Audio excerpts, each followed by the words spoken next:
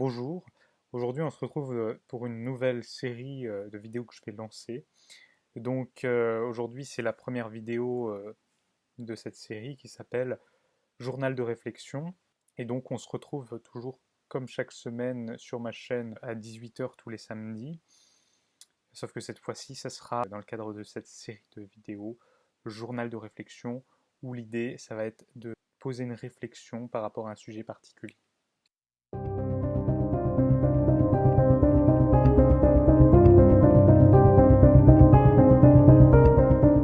Le sujet du jour, c'est la personnalité fragmentée, issu donc du livre Le matériau de Seth, qui est un livre d'une médium qui s'appelle Jeanne Roberts, où dans ce livre, elle parle de Seth, Seth qui est une entité qui parle à travers elle et qui lui donne différents enseignements. Donc là, ce qui va se passer, c'est que je vais vous parler du chapitre 2, qui est un chapitre particulièrement intéressant, puisque dans ce chapitre, Seth nous parle, ou John Roberts, comme vous voulez, nous parle de personnalités fragmentées.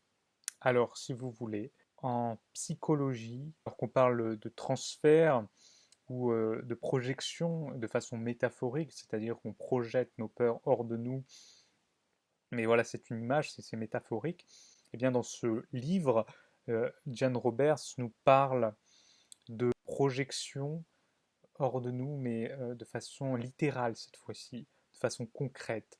C'est-à-dire qu'elle nous parle donc à travers la personnalité fragmentée, non pas d'un dédoublement, mais je dirais qu'une partie de notre personnalité peut se manifester de façon physique hors de nous.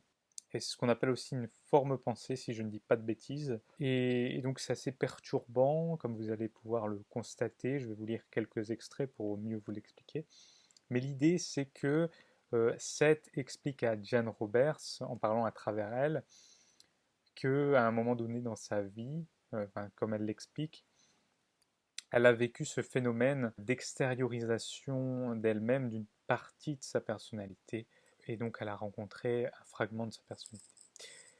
L'idée, c'est que Jan Roberts était avec son mari Rob à l'époque. Il souffrait de maux de dos assez conséquents.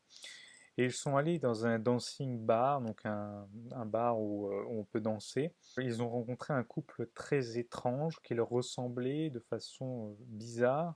Et ils étaient plus vieux, plus âgés et plus amers en fait. Et ce couple n'était autre que la représentation purement physique, concrète de leur propre peur. Et donc, ce qui s'est passé, c'est que Rob a invité sa femme à danser, alors qu'il n'avait pas du tout l'habitude de danser, de l'inviter à danser. Et tous les deux, ils ont dansé toute la soirée. Et les maux de dos de Rob ont disparu miraculeusement. Et après, à la suite de cet événement, il n'avait plus du tout mal au dos. C'était thérapeutique. Et Jeanne Roberts explique que pendant qu'ils dansaient, elle a vu le couple disparaître, le couple bizarre, voilà, disparaître dans la foule, dans l'assemblée. Donc, qu'est-ce que ça veut dire tout ça? Je vais vous expliquer ça de façon plus concrète, peut-être que vous n'avez pas forcément saisi l'enjeu euh, de tout ça. Je vais vous l'expliquer en vous lisant des passages que j'ai relevés et qui me semblent particulièrement intéressants.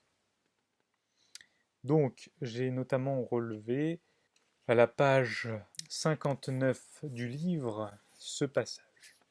Les images représentaient l'apogée de nombreuses années d'expérience d'une tendance négative. Si vous les aviez acceptées, vous auriez fini par devenir comme le réplique au moment où vous vous seriez transféré dans ces images. Donc là, l'idée, c'est que si leur subconscient avait accepté ces images comme elles étaient, il y aurait eu un genre de transfert et ils se seraient transformés en eux, c'est-à-dire qu'ils seraient devenus euh, plus amers, identiques à cette image que renvoyait ce couple, si vous voulez. Donc je continue l'extrait. Cependant, la créativité et la nature constructive que vous possédiez auraient adouci les traits. Oui, parce que ces deux personnes, Jeanne Roberts et Rob, sont des personnes créatives. Jeanne est en effet écrivaine à ce moment-là, et Rob, lui, un artiste peintre. Pour vos amis, vous auriez été reconnaissables, mais ils auraient remarqué des changements. Ils se seraient fait peut-être la remarque que vous n'aviez plus l'air pareil, et ils auraient eu raison. Donc voilà. Autre passage qui me semble intéressant. Maintenant, pour ce qui est des images de York Beach, ici des énergies agressives et destructrices étaient inconsciemment projetées à l'extérieur, se voyant accorder une pseudo-réalité et une validité physique temporaire. La charge émotionnelle fournit le modèle et l'impulsion d'une telle création. Donc la création naît à partir d'une charge émotionnelle qui est souvent refoulée d'ailleurs au passage, et en fonction de l'extension de réalité physique qui doit être obtenue, le corps physique de celui qui en est à l'origine transfère ou transpose des portions de sa propre structure chimique. Pour cela, des protéines sont nécessaires et il y a une grande perte d'hydrates de carbone. Donc, la personne qui transfère de façon physique cette image qu'il a fait naître lui donne une réalité physique avec des propres parties de lui-même, donc elle lui donne une structure chimique. Voilà, et j'ai noté également une très forte énergie refoulée peut réellement former des images pseudo-physiques qui présentent à la personnalité l'image physiquement matérielle de ses peurs. Donc voilà, ce livre atteste réellement des propos, c'est-à-dire que ce que dit Jan Roberts, ce qu'elle explique dans ce livre, elle dit que c'est vrai. En fait, c'est une médium, Jan Roberts, et tout ça, c'est le fruit de l'enseignement de cette entité qui parle à travers elle. Et donc, si on en croit ces propos, qui sont vraiment déroutants, ça peut être perturbant, mais je trouve que même si c'est pas vrai, en fait, finalement, je ne sais pas si on peut imaginer que c'est vrai ou non, même si c'est pas vrai, il y a quand même un axe de réflexion qui est particulièrement intéressant et qui nous laisse réfléchir sur la vie en elle-même et sur le fonctionnement de certaines choses. Et puis, même si ça reste une fiction, ou non d'ailleurs, eh bien, je trouve ça particulièrement ingénieux et intelligent. Donc voilà, c'est ce que je voulais vous partager aujourd'hui. Faites-vous votre propre réflexion sur ce que je viens de vous dire et de vous lire. Et on se retrouve comme chaque semaine, tous les samedis à 18h sur ma chaîne YouTube Antoine Abel de l'Art. Exceptionnellement, cette vidéo sera également présente sur mon autre chaîne Vie Consciente, puisqu'elle traite également de la spiritualité. C'est une chaîne en lien avec la spiritualité.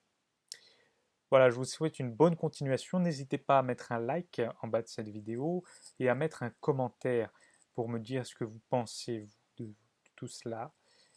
Et on se retrouve la semaine prochaine. À plus tard.